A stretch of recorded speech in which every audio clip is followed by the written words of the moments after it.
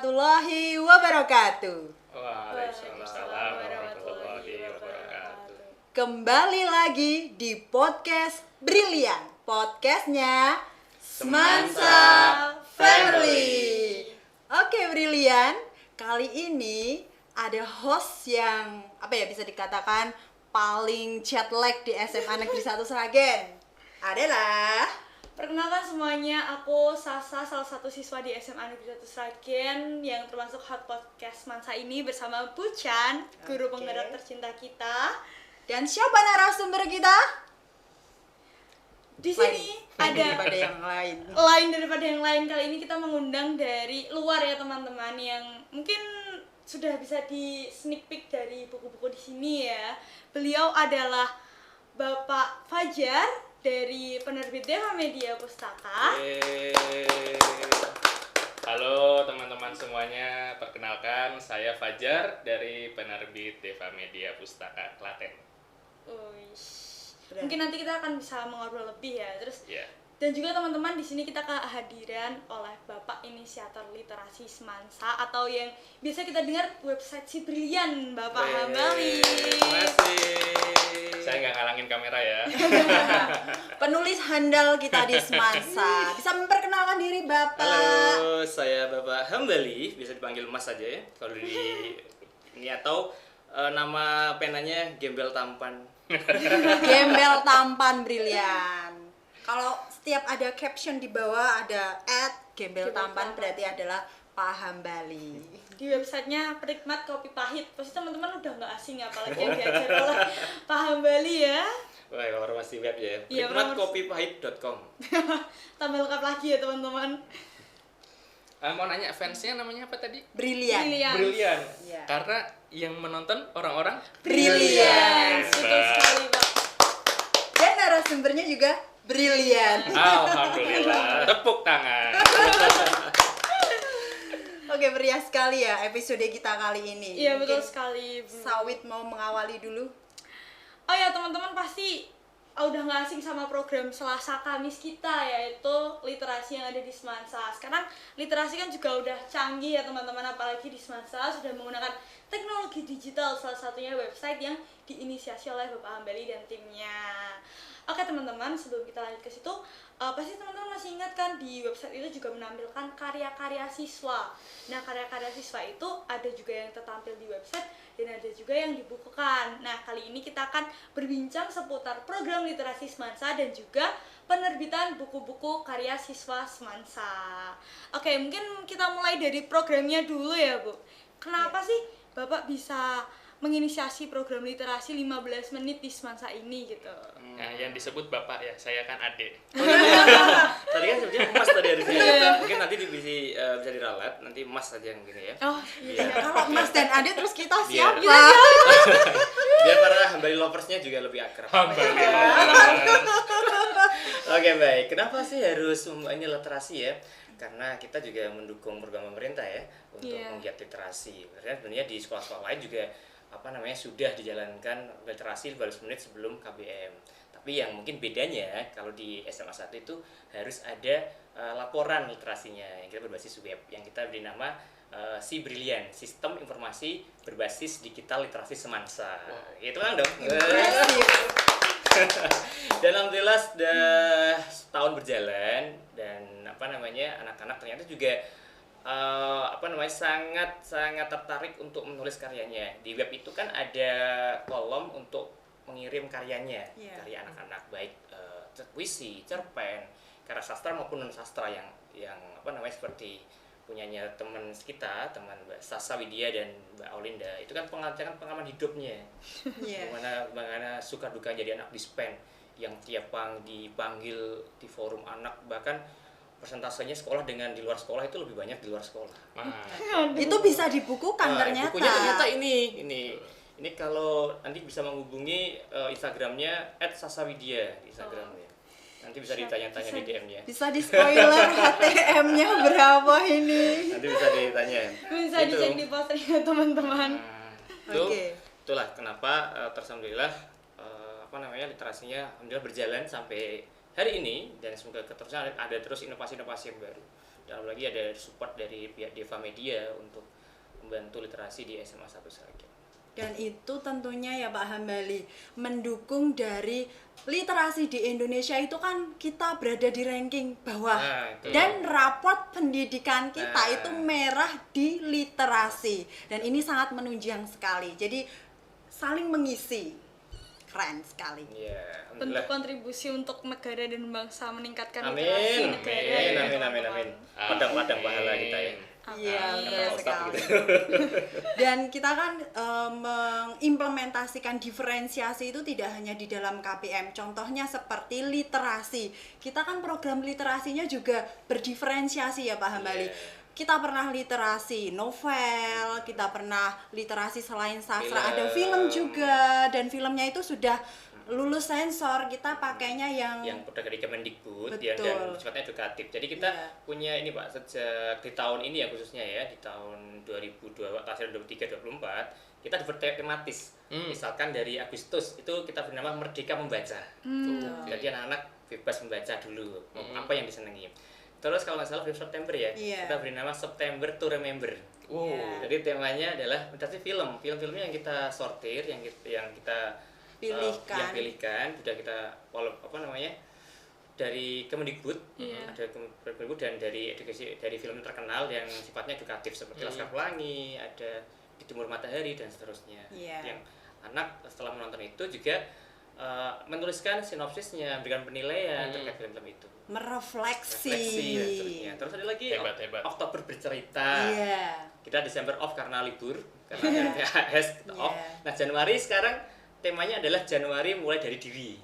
Nah, itu hasil karya anak seperti yang di depan ini, tapi belum sempat dibukukan bentuk-bentuk naskah. Kita tampilkan di website Brilian dan anak-anak yang lain untuk memberikan penilaian karya teman-temannya Wah, hebat. Ya. yang dijurnalkan. Juga di Luar biasa. form. Nah, setiap hari kita laporkan kepada wali kelasnya untuk memantau kelas mana yang aktif membaca untuk berliterasi. Dan nanti insya Allah di tahun akhir kita berikan rewards, dan saat ini semoga Bapak Kepala Sekolah dengar ini ya, semoga di akhir tahun berikan rewards kepada kelas yang sangat aktif, kategori aktif untuk literasi. Nah, udah dikode Pak Kepala Sekolah. Jadi tidak hanya sekedar program apa literasi, tapi ada outputnya. Brilian. Tepuk tangan lagi. Impresif. Dan ini baru ada ketika Pak Hambali datang ke SMA Negeri 1 Sragen. juga Kalau juga. sebelumnya mungkin belum sampai terpublis seperti ini, dan karena berkat Pak Hambali, kita ya. bisa melihat Ya. proses dan produknya teman-teman. Kalau ini bukan saya sih, Iya. teman-teman SMA 1 Merendah semuanya saja. semuanya SMA 1 sangat support, sangat mendukung. Jadi bukan atas nama Hambali, tapi semuanya dari stakeholder yang ada di SMA 1 semuanya. Wah, ini Iya, Hambali betul lovers itu semua. Merendah untuk meroket. Benar sekali, ada kontribusi dari siswa penulis-penulisnya, terus juga dari kepala sekolah, dari Iya. dari Ekosistem Bapak Ibu guru, sekolah. sistem sekolah ya Iya. teman-teman. Nah, kita juga ingin bertanya nih pada Bapak Mas Fajar ya. Terima kasih sudah dipanggil Mas. Itu bagaimana langkahnya bisa menekuni di literasi sampai dari menjadi penulis hingga menjadi penerbit, itu ceritanya begitu. Dahulu kala. Waduh, seperti mendongeng ini, sudah layak. Enggak. Tadi pertanyaannya mulai dari kok bisa menjadi penerbit. Iya. Mulai ada kami mendirikan penerbit itu pada dasarnya baru tahun kemarin. Di tahun 2023, tepatnya di tanggal 9 Januari. Jadi kami baru merayakan ulang tahun 1 tahun. Jadi Deva Media Pustaka ini masih bayi sekali. Itu atas dasar inisiasi dari 2 orang. Direktur utama yaitu Bang Eman, saya manggilnya Abang, dengan saya yaitu Fajar. Nah, Deva itu diambil pada dasarnya dari nama 4 orang. Nah, karena di Deva Media itu pendirinya ada 4. 2 pengacara di Jakarta, 2 seorang akademisi. Karena saya sama Bang Eman dulu kami satu kelas di Pascasarjana UMS. Wow. Dan kami dulu tumbuh dan besar di organisasi yang sama, seperti itu. organisasi pergerakan mahasiswa yang sama. Jadi semangat kami untuk mendobrak hal-hal yang tidak baik itu pun kebangun di sana. Nah, setelah berjuang masing-masing di lingkungannya masing-masing, Bang Eman itu sekarang menjadi dosen di Klaten, saya menjadi guru kemarin di Andong Boyolali, terus sekarang ada di Wonogiri. Akhirnya kami ketemu, saya nyampaikan, Bang, ayo bikin penerbitan. Berani nggak? Ayo, gitu. Punya duit berapa? Duit segini, ayo ke notaris. Akhirnya kami ke notaris, saat itu juga kami mendirikan penerbitan. Itu umumnya. Backstory-nya ada yang lebih dalam. Waduh, apa tuh? Karena keinginan saya dalam memfasilitasi teman-teman, siswa, santri, dan pendidik, baik itu guru ataupun ustadz-ustadz, bahkan hingga akademisi, tingkatan mahasiswa ataupun dosen. Kenapa pendidikan pertama adalah siswa dan santri? Karena dulu semasa saya sekolah, saya itu suka nulis. Dulu itu saya nulisnya di buku Sidu. Sekarang buku Sidu masih ada nggak ya? Masih buat buku tulis. Nah, itu buku tulis itu saya nulis novel dulu di sini, di buku Sidu. Kalau sudah habis, saya nulis buku baru, terus ditempel. Saya apa namanya? Staples gitu. Jadi setiap saya nulis satu chapter, itu buku nyebar dulu ke teman-teman. Setelah udah pada nyebar, saya nulis lagi. Seperti itu terus-terusan sampai akhirnya dulu saya ada di asrama di Jogja, di boarding. Setelah nyebar, setelah selesai, buku nggak tahu ada di mana. Ternyata ada di tempat akhwat, tempat perempuan, pondok perempuan. Ada di sana. Saya nggak tahu itu buku siapa yang naruh di sana. Nah, dari sanalah nama saya jadi dikenal, yaitu Daniel Fajar. Daniel Fajarin itu adalah nama pena saya. Nama asli saya itu Tetuko Fajar Wilistianto. Sangat Jawa sekali ya. Ada pacarnya gitu ya. Oh, Tetuko itu nama kecilnya Gatot Kaca. Tahu. Tapi kalau orang nggak tahu hal itu, saya bilangnya saya orang Jepang. Oh iya. Iya, betul sekali. Seperti itu. Karena dulu saya sering nulis, tapi nggak ada fasilitas untuk menuju penerbitan. Dulu saya sampai ngetikin naskah saya, terus saya kasih ke kakak sepupu saya, karena kakak sepupu saya itu dulu kuliahnya di program studi bahasa Indonesia. Saya minta tolong direview, tolong carikan penerbit. Malah naskah itu dipegang sama temennya dan diakuisisi ke penerbit lain. Waduh. Seperti itu. Itu info terakhir yang saya dapat. Nah, karena saya tuh seneng nulis, saya pengen punya penerbitan yang fasilitasin siswa ataupun santri yang nulis supaya mereka itu nggak kayak saya dulu. Oh iya. Nah, dengan adanya penerbitan Deva Media ini, saya bisa menemukan fajar-fajar yang ini gitu. Nah, kalian inilah yang ada di sini nih fajar-fajar yang versi. saya temukan. Seperti itu. Tolong dong. Keren banget. Bisa nanya nggak berapa dalam satu hari itu bisa menghasilkan berapa karya, lalu apa sih yang bisa diinspirasinya Mas Fajar kok bisa menulis kayak seperti ditarik, digeret gitu aja. Padahal saya kalau mau nulis apa ya? Dimulai dari mana ya? Mau nyeritain apa ya? Bisa kasih tipsnya mungkin. Untuk tips menulis ini apa ya? Jangan saya sekali menulis kalau belum pernah membaca. Artinya membaca. Hal pertama yang harus dilakukan adalah membaca dulu yang banyak. Nanti kalau udah baca buku yang banyak, kepala itu gatel, pengen ngeluarin sesuatu untuk ditulis. Nah, nanti ketika udah nulis, nah ini baru masuk ke tipsnya. Kalau menggunakan metode saya menulis itu selalu ba'da subuh. Selain ba'da subuh itu saya nggak nulis. Kalau membaca jadwal saya itu ba'da maghrib. Ba'da maghrib itu pasti saya sempatkan untuk membaca. Nah, kalau menulis selalu ba'da subuh. Kenapa ba'da subuh? Otak saya ngerasa tenang ba'da subuh. Kalau bangun ya. Iya. Kalau habis subuh tidur lagi beda lain cerita. Jadi saya selalu menulis pada subuh, dan yang saya tulis adalah journaling aja. Apa yang pernah terjadi dalam satu hari kemarin, atau apa yang sedang saya rasakan, atau saya ingin menulis naskah fiksi apa. Tulis aja. Metode saya adalah saya nulis aja dulu, ngedit nanti. Bahkan setelah selesai nulis, saya nggak baca ulang. Baca ulangnya nanti. Karena intinya adalah melatih, karena sekarang sudah computerized ya, saya menggunakan komputer saya. Setelah ngetik, selesai, rampung, tutup, selesai. Dah. terus saya beraktivitas yang lainnya. Seperti itu aja. Nah, nanti bacanya ketika udah pengen baca untuk mengkolektifkan naskah-naskah yang sudah pernah saya tulis. Nah, nanti naskah ini masuknya kategori apa, masuk kategori apa, nanti kalau udah begitu numpuk, dikolektif lagi mana yang sekiranya bisa tak bukukan. Seperti itu. Hebat sekali. Jadi berawal dari hal-hal kecil seperti journaling yang dilakukan tiap hari, yang sekedar hanya ditulis, tapi lama-lama menjadi banyak dan ingin dibaca lagi menjadi kolektif suatu buku ya teman-teman, atau suatu karya. Nah ini juga ada tips untuk teman-teman SMA 1 ya, siswa khususnya yang ikut yang setiap Selasa dan Kamis literasi. Kan di form itu kan ada menulis sinopsisnya, sinopsisnya. Kan kebanyakan, mohon maaf nih, ada yang copy paste, masih ada yang untuk minggu lalu dipakai lagi. Itu kan saya juga selalu mengecek, walaupun nggak setiap hari dicek ya. Ya kita jangan bohongi diri sendiri. Kita benar-benar kalau emang mau menghasilkan, ya kita belajar dari itu, baca dulu, terus kita tulis ulang, atau enggak memberikan sebuah resensi kepada karya itu ya. Kita benar nulis, jangan mengalihkan copy paste dari Google lah, atau apalah. Itu yang harusnya tujuan kami membuat program itu. Oke. Saya tambahin boleh ya? Iya. Tadi kan tips menulis. Kalau ini tips membaca. Iya, silakan. Karena masih dalam dunia literasi. Iya. Untuk tips membaca, baca apapun itu. Baca apapun itu, dulu itu bahkan ketika saya mahasiswa, saya sampai membuat kategori. Kategorinya, kalau kamu pembaca pemula, kamu bacanya novel. Seperti itu.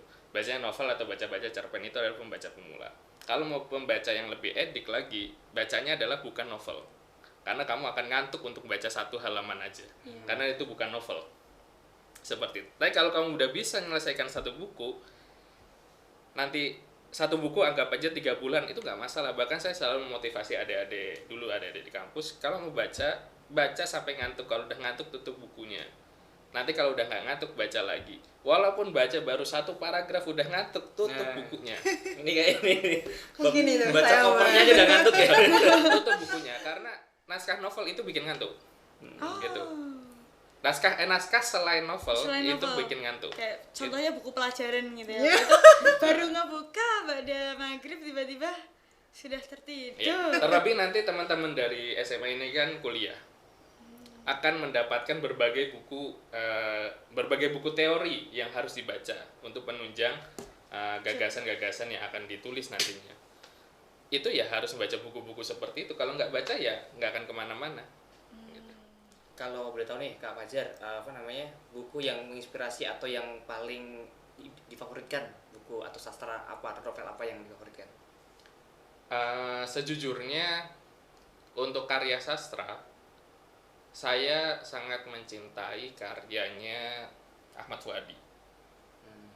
Kenapa? Kalau karya sastra ya, kayak karya fiksi, ini saya lebih mencintai karyanya Ahmad Fuadi karena metaforanya Ahmad Fuadi itu sangat-sangat luar biasa buat saya. Beliau itu bisa menarasikan angin yang berhembus itu dengan 1 paragraf penuh, hanya angin berhembus. Seperti itu. Dan itu yang saya mencoba untuk tiru, itu sangat-sangat sulit sekali. Karena emang pembendaharaan katanya ini sangat-sangat luar biasa kayanya Ahmad Fuadi. Seperti itu. Itu kalau untuk karya fiksi. Kalau karya non-fiksi, saya sangat mencintai Madilo. Karyanya Tan Malaka. Sama bukunya Sohoki itu yang Kaum Kiri.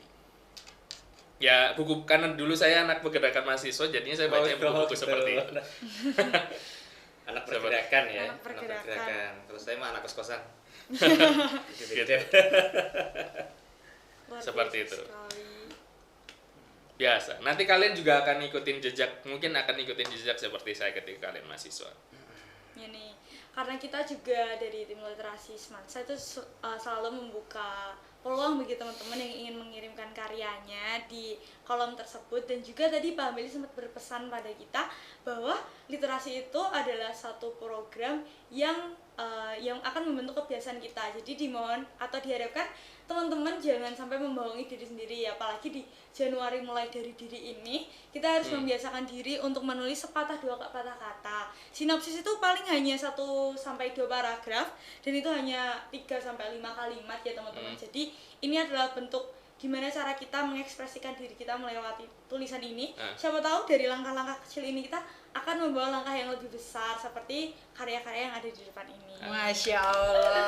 Saya izin Dan menanggapi sudah dikit terbukti. boleh nggak? Ya silahkan Kak Fajar. Mohon maaf ya, podcast itu buat saya asik buat ngomong soalnya. Iya. Ini mungkin nanti kita paling durasi terlama. Potong aja nggak apa-apa. Potong aja nggak apa-apa. Malah ini yang nanti rekor ini belum. Nah, bahkan nih kalau misalnya tadi Pak Ahmad Hambali, biasanya dipanggil Pak Mas Hambali. Oh, oke.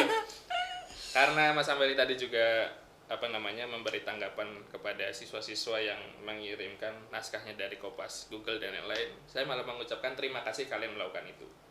Mengapa saya mengucapkan? Sebentar, saya ada alasannya. Yeah. Kenapa mengucapkan terima kasih? Karena nggak semua orang punya niat untuk melakukan itu. Wow. Saya mengapresiasi itu dulu. Nah, setelah melakukan itu, masa iya mau di situ aja? Harus upgrade dong. Nah, dengan upgrade-nya inilah yang harus kita lakukan. Ya minimal hal-hal yang kalian itu nggak harus bisa langsung sampai jago dulu. Karena yang namanya bayi itu nggak mungkin bisa langsung lari. Dia harus merangkak atau balikin badan, terus merangkak, bangun jatuh lagi, bangun jatuh. Mungkin saat ini masih mengcopy paste. Bisa jadi pekan depan udah nggak mengcopy paste. Bisa jadi pekan depannya lagi sudah memberikan copy paste kepada teman-temannya karena udah saking hebatnya. Seperti itu. Ternyata bisa dari sisi positifnya copy paste itu juga dapat menghasilkan value itu tadi. Iya, kalau kita berusaha ya teman-teman, kalau kita tetap copy paste terus menerus ya yang nggak akan kemana-mana. Iya. Ya kan tahapnya ada ini ya, ATP dan ATM. Iya. Karena kan amati tiru plek. Dan keduanya amati tiru baru dimodifikasi, baru nulis yang original. ATP. Tiru plek. Saya baru dapat kosakata ini. Itu dari guru penggerak itu kosakata guru. Kalau ini udah di SMA 1 udah umum ini ya, Iya. bukan ini udah biasa soalnya. ATM, amati tiru modifikasi. emplek juga. Lalu targetnya penerbit itu siapa saja Kak Fajar? Oke, targetnya penerbit tentunya penulis. Itu jawaban paling singkat, padat, jelas. Penulis. Nah, penulisnya siapa saja? Seperti yang tadi saya sampaikan di awal bahwa saya menargetkan siswa, santri, itu masih satu rumpun ya. Pendidik, peserta didik, pendidik, sama akademisi. Hanya itu saja. Seperti itu. Nah, di dunia penerbitan di Deva Media Pustaka ini sedikit berbeda dengan penerbit-penerbit lain. Ini udah agak lebih rinci lagi nih pembahasannya. Kalau di Deva Media Pustaka, karena niatan awalnya adalah bantu 3 komponen tadi, maka kami emang bener-beneran bantu gitu. Memang kami perusahaan penerbitan tentu akan mencari untung, itu sudah pasti. Kenapa kami harus mencari untung? Karena di dalam tubuh kami itu ada orang-orang yang memiliki passion di dunia literasi. Kalau misalnya mereka tidak bisa hidup dalam passionnya, literasi juga akan mati. Seperti itu. Nah, ini yang perlu kami edukasi juga kepada penulis bahwa kalau misalkan penerbit-penerbit itu mematoki harga yang sedikit mahal ataupun yang lainnya, maka pahamilah bahwa di dalam situ banyak orang yang nyari makan di dalamnya. Yang mana mereka udah meninggalkan apa yang diperintahkan oleh orang tua mereka demi mencapai keinginan mereka di passion literasi ini. Seperti itu. Targetnya, kembali lagi ke pertanyaan, targetnya adalah 3 komponen tadi. Seperti itu. Luar biasa sekali ya teman-teman. Untuk mencapai di tahap ini tuh otomatis bapak-bapak, mas-mas ini pastinya memiliki perjuangannya tersendiri ya, apalagi perjuangan untuk menanamkan literasi sejak dini itu. Mungkin mas-mas atau bapak-bapak ini punya cerita, punya cerita atau punya hal yang bisa dibagikan kepada teman-teman untuk menumbuhkan bakat atau kebiasaan literasi itu sendiri. Karena mengingat ya sekarang literasi itu cuman baca doang, kopas bisa seperti itu. Mungkin dulu gimana ceritanya? Kalau saya literasi itu nggak sekedar membaca ya, nggak harus membaca. Banyak kok di film tadi kan di bulan September itu kan ada film. Jadi apa sih, kalau saya sebenarnya sih harus dipaksa dulu ya. Kalau mungkin kalau nunggu sadarnya kapan nyadarnya? Yeah. Sadar ini dipancing dulu. Kebetulan kalau saya memang dari SMA sih sudah senang nulis puisi, apalagi kalau dulu nulis diary ya. Raditya Dika itu kan dari penulis berawal dari nulis diary di blog, misalnya di blog atau dilirik sama penerbit, baru jadi penulis hebat sekarang. Nah ini loh yang sering saya ucapkan di kelas-kelas kalau jadi penulis. Masalahnya gini, SMA 1 ini kan kebanyakan orientasi mereka adalah mau kuliah di teknik kimia, mau di dokteran, istilahnya. Hampir kayaknya nggak ada yang ke bahasa deh kayaknya SMA 1, apalagi SMA 1 yang notabene kalau dulu IPA semua ya. Nah, saya menyatakan nggak harus kuliah di fakultas kebahasaan atau di yang bidang bahasa. Ini buat jadi hobi nggak apa-apa kan nulis. Najwa Shihab S1-nya di UI kan hukum nggak salah, dan S2-nya kalau di Australia. Tapi dia jadi seorang jurnalis berhubungan dengan terus menulis. Tadi dia juga kalau salah pernah kuliah di Australia di Fakultas Ekonomi kalau salah di Australia. Tapi dia sebagai penulis. Jadi yuk jangan terus hanya saya nggak mau jadi penulis karena misalnya jadi dokter Tommy jadi penyanyi, kenapa nggak jadi dokter jadi penulis kan? Jadi jangan terus, ini bukan hanya untuk ladang nyari uang ya, tapi kalau dari hobi bisa jadi ladang nyari uang juga gitu. Ya, masuk kembali lagi ke potensi kita apa, kita gali di situ ya Pak Hambali ya. Jadi kalau yang namanya literasi itu tidak harus membaca. Kalau potensi kita ada di seni, literasi seni juga ada kok. Membaca lukisan, tidak semua orang itu bisa membaca lukisan. Baca isi hati misalnya. Apalagi kalau yang menjadi inspirasinya Mas Hambali siapa ya? Oh gitu. Ini yang dikenal apa yang tidak dikenal? Ya bisa yang di dua-duanya. sini apa yang di luar? Oh bisa disebutkan Dua-duanya semuanya mungkin ya, Pak. tidak habis nanti listnya. Kebetulan saya itu senangnya karya Habibur Rahman Eshirazi. Senang banget gitu. Apalagi udah difilmkan kan. Oh dulu awalnya waktu masih SMA ya, maksudnya kuliah lah. Ya jangan inilah tahun 2000 berapa ya? 2007 2008 enggak salah. Yang Ayah Cinta itu kan. Wah itu novelnya kita sampai harus nabung berapa itu? Kita belinya bukan di lohaan malah kita beli. Kami mau gak punya dana untuk beli itu, tapi saking senengnya baca perpustakaan waktu itu kayaknya belum ada deh, belum ada di koleksinya lah. Itu duluan nyari-nyari yang karena mohon maaf belum punya budget untuk beli di Gramedia ya. Biasanya kalau di Semarang itu di Stadion Diponegoro biasanya kayak gitu. Terus lagi-lagi koleksi saya alhamdulillah lengkap kalau di Habibur Rahman Eshirazi. Nggak lengkap banget sih, pokoknya ada lah. Terus Raditya Dika dari mulai Kambing Jantan sampai yang terakhir saya punya koleksinya. Raditya Dika dan Habibur Rahman Eshirazi kalau saya. Berarti di rumah ada perpustakaannya? Ada alhamdulillah, saya senang koleksi buku. Ayo main ke rumah Pak Hambali. Kita perpustakaan tur ya, perpustakaan. Makanya saya dari mulai baca, apalagi sastra ya, kesastraan, senang terus ngajak siswa saya untuk nulis. Bukan saya juga di guru bahasa di SMA 1.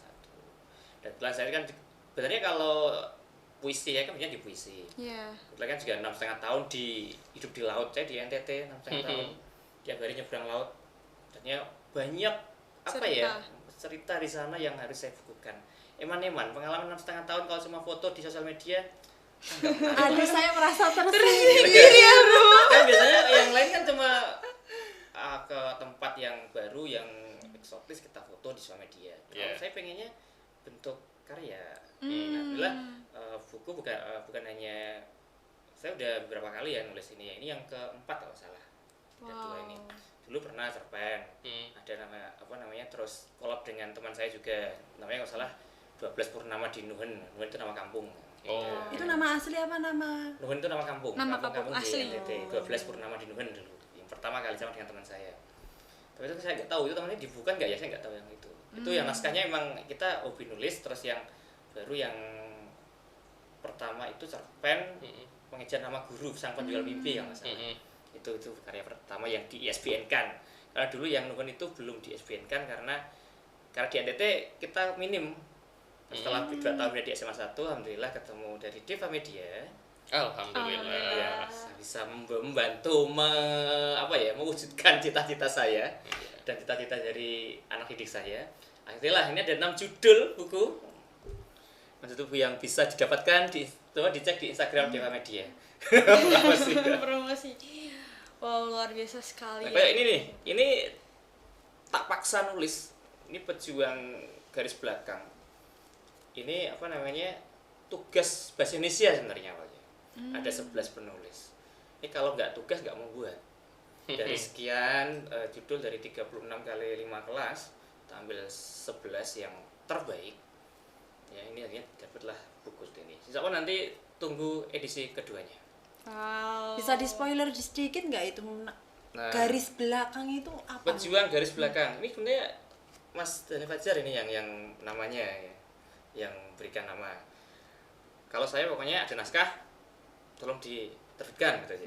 Kenapa dipilih yang ini, nanti beliaunya yang akan menjelaskan gitu ya. Wow. Mungkin bisa sekalian dikasih tipsnya membuat judul ya hook. Oke, siap. Untuk buku Pejuang Garis Belakang ini teman-teman bisa cek di Instagram penerbit Deva Media @devamedia_pustaka. Nah, ini karyanya Mas Sako dan kawan-kawan. Iya. Teman Mas Sako dan kawan-kawan. Nah, ini buku antologi cerpen dengan tema sejarah. Di buku ini ada salah satu naskah favorit saya gitu. Yang mana naskah itu saya jadikan judul buku. Aslinya itu bukan ini judulnya. Cuma saya harus menemukan judul yang tepat karena judulnya saya ingat saya agak panjang kala itu. Nah, bagaimana membuat judul? Kalau buku antologi, saya akan menggunakan salah satu judul dari naskah-naskah antologi itu untuk dijadikan judul buku. Pada dasarnya nggak ada spesifikasi apapun. Karena kalau buat saya secara pribadi, ketika menentukan judul buku, saya harus menentukan ilustrasinya apa, visual dari judul ini apa, seperti itu. Kalau misalnya judulnya terlampau ribet, itu visualnya agak bingung, gitu nanti. Karena buku itu yang pertama kali dilihat bukan judulnya, tapi visual dari covernya.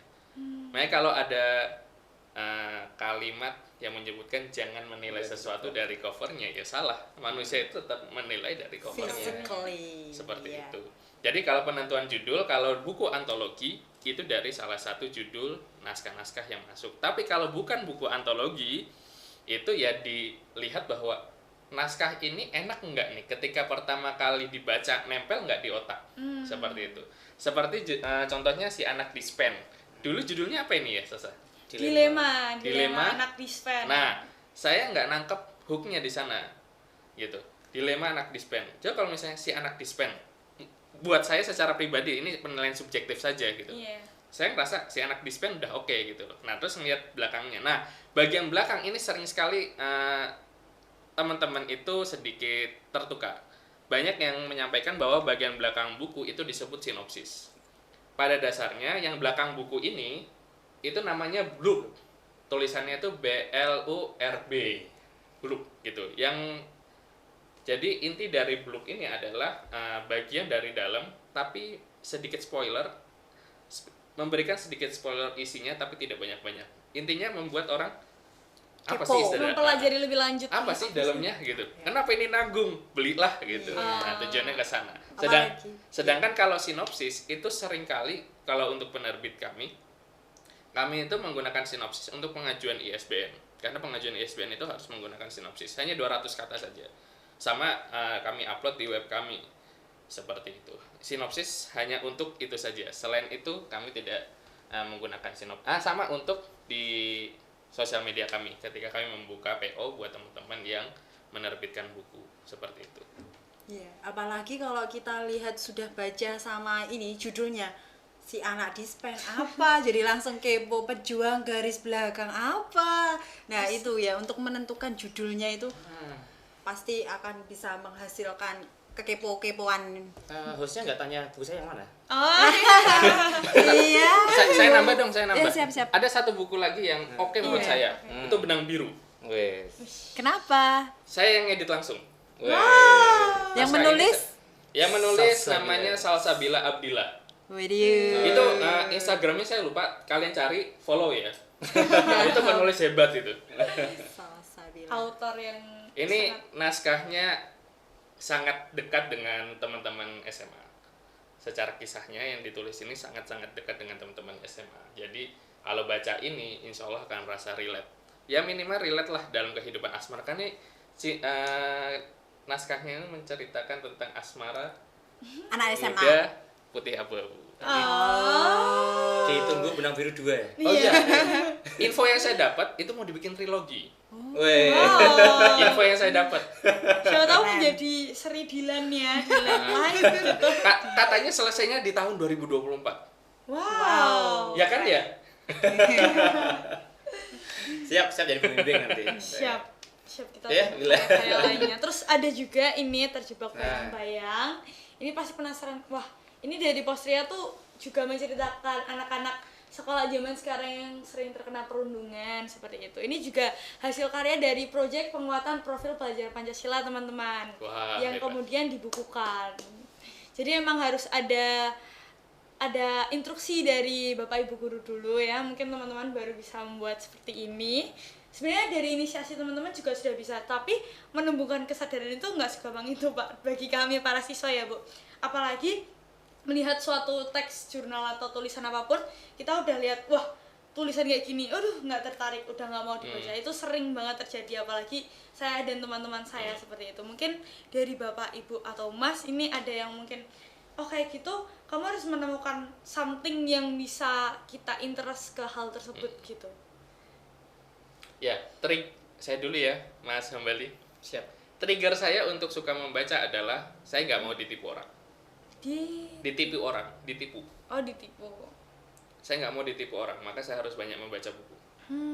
Karena dengan saya banyak membaca buku, saya mengetahui banyak hal dan orang nggak akan bisa nipu saya karena apa yang saya baca itu tidak sesuai dengan apa yang mereka ucapkan. Wow. Gitu. Karena orang yang semakin banyak membaca buku, maka berbicaranya itu akan semakin sedikit.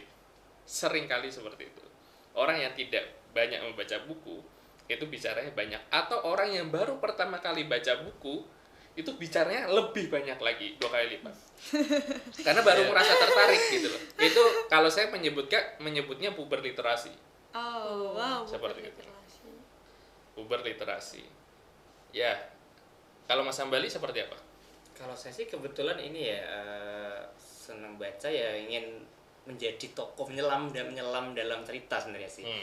Saya kalau kita senang baca dan novel itu setelah difilmkan, kayaknya agak kecewa karena tokoh yang kita baca dalam bentuk tertulis itu tahu-tahu diperankan oleh si A atau si B. Wah, kok nggak sesuai ekspektasi saya? Iya, Gitu sih, gitu sih. seperti itu. Makanya kadang kalau saya udah di film, saya nggak pernah nonton filmnya. Gitu, udah takut kecewa lagi. Dulu pernah apa ya, kalau nggak salah Alexandria kalau nggak salah, itu ternyata difilmkan oleh siapa sih yang cowoknya yang Kembar. bukan yang kembar, satu lagi itu tokohnya tuh kok gitu ya, beda dengan ekspektasi saya. Iya. Saya udah kadang kalau ada novel yang udah pernah tak baca dan difilmkan, akhirnya saya udah jadi yang sendiri nggak pernah mau nonton filmnya. Gitu sih. Jadi emang seneng bacanya aja. Apalagi makanya kalau di materi bahasa Indonesia itu ada kan bahasanya dikelompokkan dua garis ya, sastra dan kebahasaan. Saya lebihnya seneng ambil yang kesastraannya aja. Kalau kebahasaannya ya bisa, kita sebagai guru bahasa harus mampu sih, tapi ya lebih semangat kalau ngajar kesastraannya sih. Bisa menyelam dan menelusuri betapa luasnya dunia. Biasanya kan buku jendela dunia gitu ya, teman-teman. Pokoknya saya mengabadikan dengan tulisan. Sajak Ruang Tunggu misalkan, nggak promosi ini, promosikan dong. Ya, ambil. Jadi kan mau dipromosiin dong, masa nggak promosiin. Nah, Sajak Ruang Tunggu, kenapa sih Ruang Tunggu? Ini saya kan selalu setiap tahun itu bolak-balik dari Jawa ke NTT hampir setahun 3 kali. Setiap kali nunggu pesawat boarding lama banget. Nah, selalu di sinilah saya inspirasi dikit-dikit. Nah, kenapa saya harus menggandeng Asyara Tiara Ratnawati. Di follow Instagramnya. Ya, Asyara Ratnawati. Ini bukan yang kedua kami, yang kemarin senada Semenjana Senja. Yang pertama yang udah Sajak Ruang Tunggu saya gandeng ya untuk memotivasi bahwa jika Asyara bisa, kenapa kalian Tidak. Asyara makannya nasi juga kan ya? Iya, sama lagi masih kelas 11 loh ya. Kelas 11. Dan dia kalau tak tuntut 2 hari harus 50 puisi, selalu harus bisa. Karena saya paling killer kalau bahasa saya paling killer kan. Iya. Paling killer ya. Nuntut harus ini pokoknya. Tugasnya Tugasnya paling seabrek apalagi harus nulis. Nah sekarang juga banyak tugas, kenapa tugasnya begini dibanding guru yang lain. Saya pengennya SMA 1 gitu loh. Kalau SMA tingkat, maaf nih, tingkat yang di desa ya oke lah, ini SMA 1 yang brandnya sudah terkenal seantero, maksudnya gak punya produk seperti ini, yang malu lah saya bagi guru bahasa Indonesianya gitu ya. Yuk kita nulis, apalagi sekarang ada partner yang luar biasa dari Deva Media Pustaka. Nah, luar biasa sekali. Aku nambahin boleh ya? Boleh. Untuk menjadi penulis itu nggak harus kuliah di bahasa Indonesia. Wow. Seperti tadi juga udah disinggung, dari dokter bisa nulis. Karena saya punya teman dokter perempuan itu nulis kemarin, nyetak sekitar banyak waktu itu, nyetak banyak, lebih dari 2000, dan itu sold out. Dokter bukan lulusan bahasa Indonesia tapi nulis karena suka nulis. Seperti itu. Saya backgroundnya bukan dari bahasa Indonesia tapi saya suka nulis dari SMA, suka nulis. Seperti itu. Saya backgroundnya sama pendidik dengan Mas Hambali sama Guru apa? Ibu. Saya guru dulu di Andong Boyolali, itu tingkat mahasiswa. Itu guru bahasa Arab. Oh, Lu ada betul- guru bahasa lu betul- Indonesia, guru bahasa Arab, dan guru bahasa Jawa, teman-teman. Betul Arab ya. Seperti itu. Jadi apapun profesinya, kalau emang suka nulis, tetap nulis aja gitu. Jadi jangan terlalu terpatokan bahwa kalau aku nulis aku akan masuk fakultas seni Bahasa. budaya, yaitu program studinya sastra atau apalah, atau bahasa Indonesia. Enggak harus ke sana. Anak-anak teknik teman-teman saya juga penulis semua, suka nulis. Seperti itu. Ada nggak sih hambatannya ketika nulis terus tiba-tiba inspirasinya hilang, terus datang laginya entah kapan atau setiap hari itu ngalir? Bisa dijawab kepada dua narasumber kita, dan hambatannya itu biasanya apa? Iya, betul sekali. Baca dulu. Oke. Hambatan saya selama menulis adalah mager. Oh. Nah, itu semuanya ngerasain ini. Kalau udah mager itu udah males ngapa-ngapain. Tapi cara saya mengatasinya adalah saya membuat schedule yang saya harus komitmen di situ. Ya tadi seperti yang sudah saya sampaikan bahwa schedule nulis saya, kalau nulis di depan komputer itu pada subuh. Tapi kalau nulis yang tidak di depan komputer, dimanapun saya berada, ketika saya menangkap momen apapun, saya punya catatan di HP. Catatan di HP saya itu tulisan banyak. Saya misalkan melihat ada kemarin, ketika saya di Solo, saya lagi duduk bersama tukang parkir. Saya ngobrol sama tukang parkir, dan ternyata tukang parkirnya itu adalah tim kampanyenya salah satu paslon. Saya ditanyain, "Mas, mau kaos nggak?" "Boleh." Tak iyain, karena nggak semua orang mampu untuk menawarkan sesuatu. Iya. Jadi saya terima kaosnya, saya pakai di rumah. Walaupun saya tidak mendukung paslon tersebut. Tapi dari obrolan saya dengan beliau, itu saya jadikan satu memoir. Saya tulis di website saya sendiri. Wow. Seperti itu. Saya punya website sendiri. Bikin website gampang. Murah. Apalagi dibiayai sama Mas Hambali. Seperti itu. Hambatan terbesar adalah mager. Nah, cara ngatasin solusinya adalah komitmen dengan schedule yang dibuat sendiri.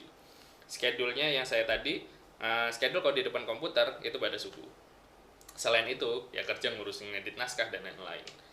Nah, kalau misalkan yang sifatnya bebas, itu ya ketika saya misalkan lagi di kereta atau lagi dimanapun, itu tak sempetin nulis beberapa, habis itu udah. Minimal menulis premis-premisnya, sehingga nanti ketika saya buka catatan saya, oh ini ada premis yang belum tak tulis ceritanya, aku ingat ceritanya, buka komputer, nulis. Oh. Selalu seperti itu. Menulis yang paling mudah itu menulis memoir, karena menulis tentang pengalaman pribadi. Itu sangat-sangat mudah sekali. Saya beberapa memoir sudah saya terbitkan dulu di penerbit lain, di penerbit punya sahabat saya sendiri. Itu salah satu memoir yang paling saya suka adalah memoir tentang mistis. Oh. Mistis. Karena saya punya pengalaman itu berkaitan dengan orang tua saya sendiri. Seperti itu. Itu adalah memoir terfavorit saya di antara memoir yang lain. Kebudayaan. Bahkan ada memoir yang saya menceritakan hal paling terdalam saya ceritakan, bahkan saya sampai nangis nulisnya. Sampai sekarang nggak akan saya baca lagi. Filenya saya hapus. Wow. Tapi itu ada di dalam satu buku dan saya nggak pernah buka itu lagi. Karena kalau saya baca lagi, saya khawatir saya nangis lagi. Karena terlampau dalam untuk nulis itu. Karena nulis memoir itu memang seasik itu. Jadi kalau misalnya teman-teman mau nulis, paling enak nulis memoir. Pengalaman hari ini, misalnya hari ini habis podcast, ya udah tulis aja podcast bersama Pak Hambali yang asik misalnya gitu. Seperti Ini kita membuat buat caption Ayu, Instagram ya Bu. Mungkin selanjutnya Bisa pastikan Instagram kita lebih banyak copywritingnya seperti itu ya Bu. Seperti itu. Itu loh Luar yang biasa terus saya bangun tuh mereka anak-anak itu sering nulis di sosial media dengan caption yang begitu panjang, dibubuhi dengan foto-foto dokumentasi mereka. Kenapa enggak sekali-kali di bentuk tulisan dicetak gitu loh. Maksudnya dalam buku ya, bukan hanya di sosial media yang ngomong itu ya hilang udah. Iya, hanya Nah, biasanya ini sih di sisi siswa-siswa yang biasa saya bertemu dengan saya, mulai dari mana sih nulis kayak gitu? Memoir, cerpen. Biasanya itu berawal dari dahulu kala. Nah, itulah. Gimana sih? Kan terjebak dalam apa ya? Dalam habit yang itu mulu. Setiap kali anak disuruh minta ditugas untuk cerpen pada dahulu kala, pada saat itu. Nah, seterusnya itu loh. Kenapa sih? Apa-apa ada tips gak? Mas Agusnya ya? Ya kalau dari saya secara pribadi, saya kan hanya menjawab berdasarkan pengalaman saja ya. Kalau dari saya setiap menulis, saya malah menghindari itu. Nah, itu. Saya selalu menghindari itu. Saya seringkali saya memulai itu dari konflik. Kalau menulis, kalau misalnya kita menulis cerpen, itu saya memulai harus selalu dari konflik. Kenapa? Supaya orang udah ke hook duluan. Gitu. Wah, konflik nih. Setelahnya apa nih? Gitu. Seperti itu. Jadi kalau dahulu kala atau kala itu sangat, kalau secara pribadi saya sangat menghindari itu. Tapi mungkin dari sudut pandang anak-anak ya, Pak, Mas dan Bu, ini dulu masa-masa kecil kita waktu TK 6 tahun, maksudnya prasekolah, itu sekolah sih. Itu masa-masa dimana kita punyai waktu luang yang sangat panjang sehingga kita sering untuk membaca, sekadar membaca buku cerpen yang ceritanya tentang hewan, tentang cerita-cerita receh lainnya. Itu tuh biasanya depannya tuh ada dahulu kala. Betul. Dan itulah yang melekat dari kita sampai sekarang. Karena setelah itu kita udah nggak ada waktu untuk membaca dan menemukan referensi selain dahulu kala. Karena tadi yang dibaca pertama Iya, dahulu karena kala. long term memory kita saat kita kecil itu dahulu kala. Jadi sampai sekarang ke bawah, oh dahulu kala. Cerita kancil aja sampai teringat-ingat. Kancil ini, kancil itu. Berarti kan memang ini ya, karena jarang baca. Iya. Dari kosakatanya kurang. Iya, kosakata masa kecil. Jadi harus banyak ditambah lagi biar tidak seperti terulang. Banyak kok di SMA 1 pun ya, kayak kalau di sebuah cerpen itu banyak ada yang padahal zaman dahulu kala. Nah, itu banyak banget. Udahlah ya, kita bantu editing terusnya. Ya. Ini ada satu hal yang pengen tak sampaikan. Perbedaan kita dan kami itu apa? Saya tahu. Mungkin saya dulu. Oh ya, siap. Kalau kita itu yang diajak bicara itu ikut. Iya. Kalau kami itu yang diajak bicara nggak ikut. Hebat juga. Nah, ini saya kenapa bertanya seperti ini? Itu karena bahkan saya pun kadang luput gitu. Iya, betul Iya, sekali. gitu. Makanya saya berusaha semaksimal mungkin untuk tidak lupa dua kosakata itu. Seperti itu. Apalagi kita kan lagi ngobrol seperti ini ya. Kalau tadi di Pak Ahmad bilang, ya kita kan kayak gini. Kita kak. Selalu aja kali. Gak ikut deh kayaknya. Kita aja di Tapi itu semua juga dari kebiasaan sih, Iya, Pak. Kebiasaannya betul. kita jadi Betul, kita. betul, Kata Kak. kami tuh jarang sekali digunakan Betul, kalau di betul. lingkungan sekitar. Emang Kami. enggak, saya pun juga tidak dalam posisi menyalahkan, Iya. tapi untuk mengajak aja, untuk melatih diri gitu. Karena saya pun masih sering luput gitu loh. Karena sosial masyarakat sudah terbiasa menggunakan kita seperti itu. bahasa lisan itu. Sudah terbiasa menggunakan kita, bukan kami ketika berbicara tentang yang kalian itu gak ikut gitu. Padahal kalau saya nulisnya selalu revisi ya kalau ngetik ya, tapi kalau ngomong ya karena habitnya itu. Iya, habitnya habit dari lingkungannya itu Betul, Pak. betul, Udah betul. kebangun gitu. Apalagi kosakata baku di tiap baku itu Betul. sangat menjelaliar di Sebagai lingkungan. guru bahasa Indonesia saya juga kalau ngomong kan otomatis pakai yang baku ya, paling ada, Iya. ada literally, micis ya. which is especially seperti itu. Tapi teman-teman, kalau boleh izin cerita, jadi di UNICEF itu ada namanya keterampilan abad 21. Nah, literasi dan numerasi itu menduduki pertama sebagai keterampilan basic yang harus udah diajarkan dari kecil. Jadi itu udah ditanamkan dari kecil, dan sehingga dewasa itu ya kembali ke potensi. Kita tetap bisa literasi itu dibagi potensi-potensi yang tadi Bapak Ibu dan Mas sebutkan seperti tadi, bahwa kita kalau mau jadi teknik kita bisa jadi menulis apa yang kita kerjakan di dalam teknik itu, seperti itu teman-teman. Jadi menulis itu seperti tidak ada batasannya, karena itu udah jadi bagian dari diri kita seharusnya, seperti itu. Iya. Ini beneran siswa ya? Ini jam terbangnya lebih kepala sekolah kan. Kok hebat ya? Sudah UNICEF tingkatnya. Kalah kita. Kebetulan. Ini jadinya padat ya. Ya, kalau untuk membooking sawit itu ya, Sasawidya itu harus jauh hari 1 bulan sebelumnya. Dan teman-teman, kalau ada panggilan dari Bapak Ibu guru, saya langsung berangkat. Karena sekolah adalah prioritas utama. Oke, Wih. siap. Calon ketua Komnas Anak. Lanjutkan. Amin. Oke, mungkin pertanyaan yang terakhir mungkin ya. Oh, udah lama banget ya. Dan kita sudah berapa jam di sini? Sekarang kan sudah eranya digitalisasi ya Mas Fajar, Kak Fajar.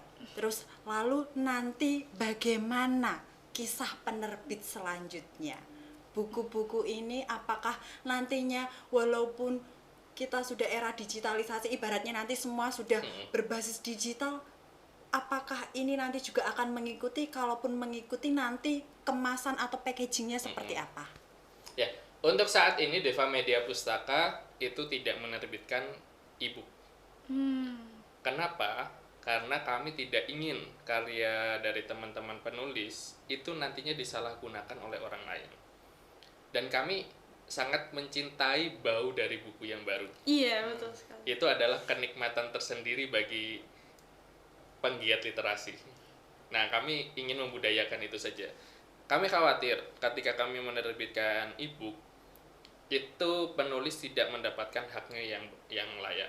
Karena banyak orang-orang yang menyalahgunakan e-book itu.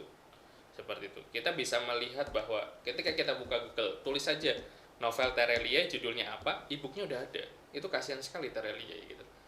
Memang orang lain baca dengan gratis, tapi dalam sisi penulis dia terzolimi karena haknya tidak ditunaikan, seperti itu. Dan ini ya sangat ya namanya orang Indonesia banyak yang mencintai gratisan, sehingga di Deva Media pun kami menghindari kata gratis gitu.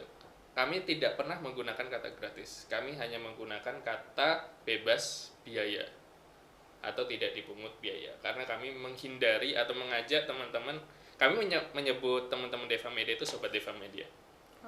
Kami mengajak sobat-sobat Deva Media itu untuk tidak bermental gratisan. Makanya setiap kami memiliki event, ini gratis ya, kami selalu menyebutkan, itu tidak gratis, tapi bebas biaya. Gitu. Lah sama aja kan? Tidak. Kami edukasi, itu sama aja. Ya sudah nggak apa-apa, tapi menurut kami itu beda. Gitu. Seperti itu. Jadi SMA 1 itu juga gratis, bebas biaya. Bebas biaya. Iya. Sekolah se-Jawa Tengah ya. Makanya buat teman-teman yang lain, kalian nggak akan dapat ini dalam bentuk e-book, harus beli untuk membaca karya-karya hebat di dalam ini. Karena perjuangan untuk menulisnya juga luar biasa. Betul. Ya. Kemarin Pak Galis juga ya.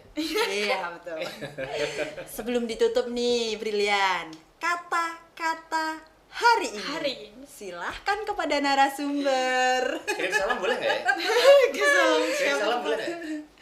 Siapa itu, Pak? Salam ya, salam. Buat tim saya setelah membantu saya dengan ikhlas, tim literasi saya, tim melek literasi Semansa.